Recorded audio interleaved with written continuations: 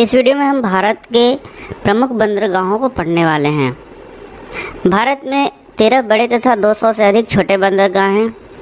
तो आइए हम लोग शुरुआत कहते हैं। सबसे पहला है मुंबई बंदरगाह। तो आप देख सकते हैं मैप के थ्रू, यह भारत का नक्शा है। यह भारत का पश्चिमी तट है तथा यह पूर्वी तट है। और यहाँ पश्चिमी तट के लॉन्ग आप देख सकते हैं बहुत सारे यहाँ पे बंदरगाह हैं, और ये पूर्वी तट पर भी बहुत सारे बंदरगाह स्थित हैं। तो सबसे पहले हम लोग देखने वाले हैं मुंबई। तो जैसा कि नाम से ही आप देख सकते हैं, ये है मुंबई बंदरगाह, जो कि है मुंबई महाराष्ट्र में। तो यह नाम से आप इसे याद कर सकते हैं। इसके बारे में 3-4 फैक्ट्स ऐसे हैं कि यह एक प्राकृतिक बंदरगाह है और इसे भारत का प्रवेश द्वार भी कहा जाता है। इसका लगभग यहाँ का क्षमता है 200 टन से अधिक। भारत का सर्वाधिक व्यापार इसी बंदरगाह से होता है। पश्चिमी तट का सबसे बड़ा प्राकृतिक बंदरगाह यही है। तो यह पश्चिमी तट का सबसे बड़ा बंदरगाह है। कौन सा बंदरगाह? मुंबई बंदरगाह। और सर्वाधिक आयात करने वाला बंदरगाह यही बंदरगाह है। इसके बाद हम लोग देखते हैं न्हावा शेवा बंदरगाह। तो आप यहाँ देख सकते हैं, यह है न्हावा शेवा बंदरगाह, जिसे हम जवाहरलाल नेहरू बंदरगाह के नाम से भी जानते हैं। यह मुंबई बंदरगाह के निकट स्थित है। इसका निर्माण मुंबई बंदरगाह का दबाव कम करने के लिए किया गया। न्हावा शेवा बंदरगाह देश का सबसे आधुनिक एवं सर्व सुविधायुक्त बंदरगाह है। तो यह देश का सबसे आधुनिक एवं सर्व सुविधायुक्त बंदरगाह है।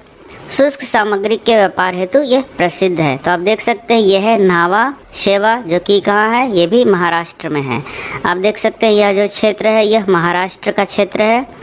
अब हम लोग आगे बढ़ते हैं और इसके बाद है कांडला बंदरगाह, और यह है गुजरात में। आप यहाँ देख सकते हैं, यह है कांडला बंदरगाह और यह है गुजरात में। और यदि आपको यह याद है तब तो ठीक है, क्योंकि यह गुजरात नाम से नहीं है, यह कांडला नाम से है। और आपको यदि याद नहीं है कि कांडला बंदरगाह कहाँ है, तो हम इसे इस प्रकार से याद कर सकते हैं, एक निमोनिक्स बना सकते हैं। कांडला को याद कर सकते हैं कैंडल से। कैंडल आप जानते हैं, कैंडल जिसे हम लोग हिंदी में मोमबत्ती कहते हैं। तो आप याद कर सकते हैं कि ये जो कांडला बंदरगाह है, जो कि कहाँ है? गुजरात में। तो ये देखिए, ये पहले तो आप ये गुजरात नक्शा में गुजरात आ जाइए और वहाँ पे बहुत सारे कैंडल्स आप अपने आप बना दीजिए। इसको कैंडल समझ रहे हैं आप? ये कैंडल मतलब मोमबत्ती। तो ये बहुत सारे जब मोमबत्तियाँ आप बना देंगे और इंग्लिश में से बोलेंगे कैंडल, तो आपने कहाँ बनाया? ये गुजरात में बनाया। तो एक निमोनिक्स के थ्रू आप इसे याद कर सकते हैं। तो कांडला कहाँ है? गुजरात में। कांडला कहाँ है? गुजरात में।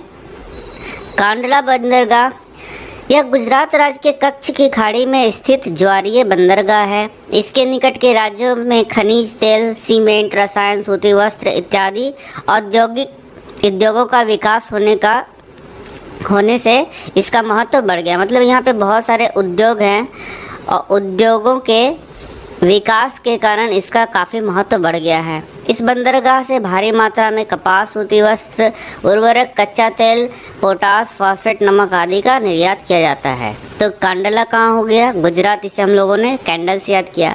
अब देखिए मरमा गोवा। तो इसे याद क्या करेंगे? गोवा है, तो मरमा गोवा गोवा में हो गया। यह गोवा राज्य में अरब सागर के तट पर स्थित प्राकृतिक बंदरगाह है। तो आप देख सकते हैं, यह है अरब सागर और यहीं पे क्या है? मरमा गोवा। आप देख सकते हैं यहाँ पे ये गोवा में स्थित है। मरमा गोवा कहाँ स्थित है? गोवा में स्थित है। तो अब आगे बढ़ते हैं हम लोग। और उसके बाद है न्यू मंगलौर बंदरगाह। तो न्यू मंगलौर बंदरगाह कर्नाटक राज्य के समुद्री तट पर स्थित है। इस बंदरगाह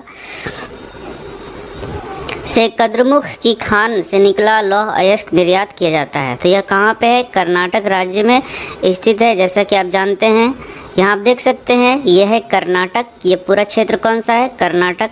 जैसे कि पीछे के वीडियोस में मैंने भारत के नक्शा में आपको सारे राज्यों का विस्तृत वर्णन बताया है। तो ये है कर्नाटक, यहाँ आप देख सकते हैं। यह है तमिलनाडु और ये क्या है आपका? यह केरल राज्य है। तो इस प्रकार आप देख सकते हैं यहाँ पे कि ये जो मंगलोर है ये कहाँ पे स्थित है? तो कर्नाटक में।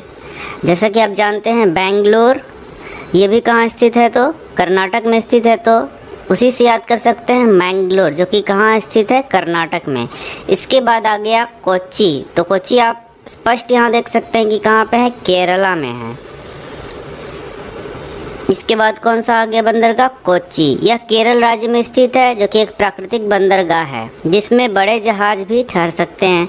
कोच्चि बंदरगाह भारत के पश्चिमी तट पर सर्वश्रेष्ठ बंदरगाह माना जाता है। साथ ही यहाँ पे चाय, कॉफ़ी, मसालों का निर्यात होता है, वह इसी के लिए प्रसिद्ध है। तो ये आप देख सकते हैं, यह है कोच्चि, केरल। कोच्चि को कैसे याद कर सकते हैं, क फॉर कोच्चि और क फॉर क्या हो गया आपका, केरल। तो आप इसको कोच्चि को केच्ची पढ़ सकते हैं, तो आपको ज़्यादा आसानी से याद हो जाएगा, केच्ची। केच्ची, के से केरल हो गया और ची इसका जोड़ दीजिए तो केच्ची केरल। केच्ची केरल, कांडला गुजरात। बाकी का तो आपको याद ही है। अब हम लोग आगे बढ़ते हैं और इसके बाद आता है कोलकाता बंदरगाह। तो यह पश्चिमी तट पे स्थित है। यह मैंने बताया आपको, कुछ बंदरगाह पूर्वी तट पे स्थित है और कुछ बंदरगाह आपको पश्चिमी तट पे स्थित हैं। यहाँ आप देख सकते हैं कुछ बंदरगाह किधर स्थित हैं, पश्चिमी तट पे हैं, और कुछ बंदरगाह किधर स्थित है, तो पूर्वी तट पे स्थित हैं। तो आप देख सकते हैं यहाँ कोलकाता बंदरगाह, तो इसको याद करने की आवश्यकता नहीं है क्योंकि कोलकाता कहाँ स्थित है, तो कोलकाता में ही स्थित है। ये देखिए कोलकाता बंदरगाह, यह पश्चिम बंगाल में स्थित है, जो हुगली नदी के किनारे एक कृत्रिम बंदरगाह है। तो कोलकाता में ही स्थित है, पश्चिम बंगाल में स्थित है, जो कि हुगली नदी के किनारे बसा हुआ है, माफ़ करिए स्थित है, जो कि एक कृत्रिम बंदरगाह है। यह पूर्वी तट का सबसे बड़ा बंदरगाह है। पूर्वी तट का हम लोग बात करें, पश्चिमी तट के बाद कौन से बंदरगाह आ गए, पूर्वी तट के बंदरगाह। तो कोलकाता बंदरगाह पूर्वी तट का सबसे बड़ा बंदरगाह है तथा भारत का सबसे बड़ा दूसरा बंदरगाह है, दूसरे नंबर पर यह आता है। कोलकाता बंदरगाह के दक्षिण में हल्दिया बंदरगाह को विकसित किया गया है। तो यह है हल्दिया बंदरगाह कोलकाता के नीचे। तो कोलकाता बंदरगाह के दक्षिण में हुगली, दक्षिण मतलब नीचे की ओर, इसका स्थापना किया गया है हल्दिया का, जो कि हुगली नदी पर स्थित है। कलकत्ता के भार को कम करने हेतु बनाया गया है। यह तेल शोधक कारखाना भी, यहाँ तेल शोधक क्या है, कारखाना भी है। तो आप देख सकते हैं यहाँ पे हल्दिया, ये देखिए यह है कोलकाता और उसी के नीचे क्या है, हल्दिया। अब ये भी कहाँ है, पश्चिम बंगाल में है। तो इसे याद आप कर सकते हैं। अभी तो आपको सारी चीज़ें याद होती जाएंगी जैसे जैसे आप पढ़ेंगे, लेकिन बात है आपको एग्ज़ाम में याद है या नहीं। एग्ज़ाम में बहुत सारे कन्फ्यूज़न हो जाते हैं। तो हल्दिया कैसे याद कर सकते हैं, तो यहाँ पे आप देख सकते हैं कि यह है कोलकाता के नीचे, मतलब दक्षिण की ओर स्थित है और हुगली नदी के किनारे है। कैसे बोलेंगे, हुगली, ह से हुगली और ह से क्या हो गया, हल्दिया। इस प्रकार से आप याद कर सकते हैं, हल्दिया हुगली नदी। तो ह से हल्दिया और ह से हुगली नदी। तो आप इसे थोड़ा सा चेंज कर दें, आप इसे हुल्दिया कर दें। क्या कर दें, हुल्दिया। तो हुल्दिया से आपको याद रहेगा हुगली, और हुगली नदी आप जानते हैं कि कलकत्ता किसके किनारे बसा हुआ है, तो हुगली नदी के किनारे बसा हुआ है। इस प्रकार से आप इसे याद कर सकते हैं। अब आ गया आपका पाराद्वीप। तो आपको ये याद भी होगा और नहीं तो बहुत आसान इसका ट्रिक भी है। अब देखते हैं हम लोग पाराद्वीप। यह देखिए यह है पाराद्वीप बंदरगाह। यह भारत के पूर्वी तट के किनारे उड़ीसा राज्य में स्थित है। तो पाराद्वीप कहाँ पे स्थित है, तो उड़ीसा राज्य में स्थित है। यह कोलकाता तथा विशाखापत्तनम बंदरगाह के लगभग बीच में स्थित है और यह प्राकृतिक संरचना का बंदरगाह है। तो आप देख सकते हैं कोलकाता एवं विशाखापत्तनम बंदरगाह। मैं दिखा देता हूँ आपको, ये है विशाखापत्तनम और ये क्या है, कोलकाता। तो लगभग आप देख सकते हैं कि पाराद्वीप क्या है, इनके बीच में स्थित है। तो अब आइए पाराद्वीप को याद करते हैं। पहले तो मैंने जो आपको बताया कि आपको राज्य के नाम और उसकी स्थिति को याद कर लेना है। कैसे याद करेंगे आप, तो इसको बार बार आप मैप को देखें जिससे कि आपको ये याद हो जाएगा। मैप से क्या होता है कि आपके दिमाग में कोई चीज़ अच्छी तरीके से बैठ जाता है। अच्छा, मैप आपको देख के नहीं याद होना चाहिए बल्कि आपके दिमाग में ऑटोमेटिक वो फिट होना चाहिए। जैसे कि मैं यदि बोलूँ उड़ीसा, तो आपके दिमाग में वो इमेज बनना चाहिए कि उड़ीसा कहाँ है, उड़ीसा के चारों ओर कौन कौन राज्य हैं। यदि आपने इतना कमांड कर लिया है तो कोई भी एग्ज़ाम आपके लिए अब आसान पड़ सकता है। तो पहले तो आप अपने दिमाग में पिक्चर बना लें कि उड़ीसा कहाँ है। तो आप देख सकते हैं ये है उड़ीसा और यहीं पे कौन सा बंदरगाह है, पारादीप। तो बहुत ही आसान ट्रिक, जो कि ट्रिक्स मैंने बहुत बनाए हैं और भी वीडियोस में, उसे भी आप देख सकते हैं। तो यहाँ कुछ खास हम लोग नहीं करते, जैसे कांडला में हम लोगों ने कैंडल जलाया था, पारादीप में हम लोग द्वीप जलाते हैं। क्या जला देते हैं, द्वीप। तो बहुत सारे आप यहाँ पे द्वीप जला दीजिए, पारादीप में क्या जला दीजिए, बहुत सारे द्वीप जला दीजिए, तो आपको याद हो जाएगा पारादीप। बहुत सारे आप यहाँ पे क्या जला सकते हैं, द्वीप जला सकते हैं। और ये द्वीप कहाँ जला रहे हैं, उड़ीसा में जला रहे हैं, तो ये हो जाएगा पारादीप। इसे याद कर सकते हैं।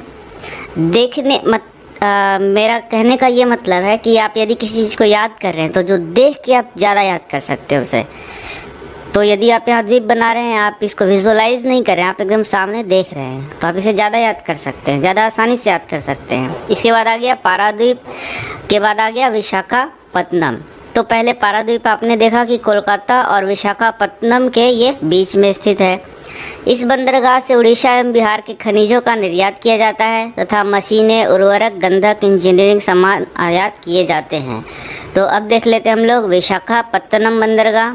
यह बंदरगाह देश के पूर्वी तट पर आंध्र प्रदेश के महानगर विशाखापत्तनम में स्थित है। तो ये तो मैंने आपको दिखाया विशाखापत्तनम बंदरगाह। इसके बाद यह एक प्राकृतिक एवं गहरा बंदरगाह है, भारत का सबसे गहरा बंदरगाह। यह जहाज़ों के निर्माण एवं मरम्मत की जाती है। यह बंदरगाह अपने कार्यों की गुणवत्ता एवं उत्पादकता के लिए प्रसिद्ध है। तो कुछ पॉइंट्स आप इसे बार बार पढ़ के याद भी कर सकते हैं। अब हम लोग देखते हैं चेन्नई बंदरगाह। तो जैसे मैंने बताया चेन्नई, यहाँ पे आप देख सकते हैं, ये देखिए ये है चेन्नई, तमिलनाडु। आप देख सकते हैं ये क्या है, तमिलनाडु, और तमिलनाडु में ये है चेन्नई, यहाँ देख सकते हैं आप चेन्नई बंदरगाह। तो भारत के तमिलनाडु राज्य में स्थित यह कृत्रिम बंदरगाह है। तो इसको याद करने की आवश्यकता नहीं, क्योंकि चेन्नई कहाँ है, तमिलनाडु, तो इसे आप आसानी से याद कर सकते हैं। ये चेन्नई बंदरगाह कहाँ पे है, तमिलनाडु में। भारत का दूसरा सबसे बड़ा यातायात घनत्व वाला बंदरगाह और भारत का सबसे पुराना कृत्रिम बंदरगाह है। एन्नौर बंदरगाह को चेन्नई बंदरगाह का दबाव कम करने के लिए विकसित किया गया है। यहीं पे आप देख सकते हैं एन्नौर बंदरगाह, देख सकते हैं आप एन्नौर बंदरगाह यहाँ पे स्थित है, और ये है चेन्नई बंदरगाह। तो जैसे मैंने आपको बताया एन्नौर बंदरगाह को चेन्नई बंदरगाह का दबाव कम करने के लिए विकसित किया गया है, और ये भी कहाँ है, तमिलनाडु राज्य में स्थित है। इसके पहले मैंने पारादीप के बारे में आपको बताया, उड़ीसा में स्थित है। इसके बाद आता है तूतीकोरिन बंदरगाह, और यह तमिलनाडु राज्य के दक्षिणी छोर पर स्थित है। यहाँ आप देख सकते हैं तूतीकोरिन। तो ये तो पूरा केरल राज्य हो गया। इधर देख सकते हैं आप, ये पूरा क्या हो गया, केरल राज्य, और इधर से कौन सा हो गया, तमिलनाडु। तो ये तमिलनाडु के दक्षिण छोर पर स्थित कौन सा बंदरगाह है, तूतीकोरिन, तूतीकोरिन। तो यह बंदरगाह तमिलनाडु राज्य के दक्षिणी छोर पर स्थित है। यहाँ से नमक, मछली, सीमेंट, लिग्नाइट और भी बहुत सारी चीज़ों का निर्यात किया जाता है, और बहुत सारी चीज़ों का आयात भी किया जाता है। तो यह तूतीकोरिन बंदरगाह, तूतीकोरन या कोरिन भी पढ़ते हैं इसे। इसके बाद है पोर्ट ब्लेयर, अंडमान निकोबार में स्थित है। 2010 में 13वें बंदरगाह के रूप में इसे मान्यता मिली है। तो यहाँ पे आप देख सकते हैं पोर्ट ब्लेयर, ये है अंडमान और निकोबार द्वीप समूह का क्षेत्र, और यहीं पे यह बंदरगाह है पोर्ट ब्लेयर। तो ये है तूतीकोरिन। तो तमिलनाडु टुटीकोरिन, इसे याद कर सकते हैं, तमिलनाडु। ये टुटीकोरिन कहाँ है, टुटीकोरिन बोले, तूतीकोरिन। तो तमिलनाडु टुटीकोरिन, तमिलनाडु टुटीकोरिन या टूटी नाडु कह सकते हैं इसको, टूटी नाडु ऐसे भी बोल सकते हैं। टूटीकोरिन, टूटीकोरिन तमिलनाडु, टूटीकोरिन तमिलनाडु। तो इस प्रकार से आपने देखा कि ये सारे इम्पॉर्टेंट बंदरगाह हैं जिससे कुछ प्रश्न एग्जामिनेशन में पूछे जाते हैं। आप हमारे प्लेलिस्ट को खोलें और चैनल को खोलें, प्लेलिस्ट को खोलें, और वहाँ पे बहुत सारे ऐसे वीडियोस मैंने बनाए हैं जो कि आपके बहुत ही काम का है, और मैप के थ्रू मैं पढ़ा रहा हूँ इस प्लेलिस्ट में। तो आप ज़रूर हमारे वीडियोस को देखें। धन्यवाद।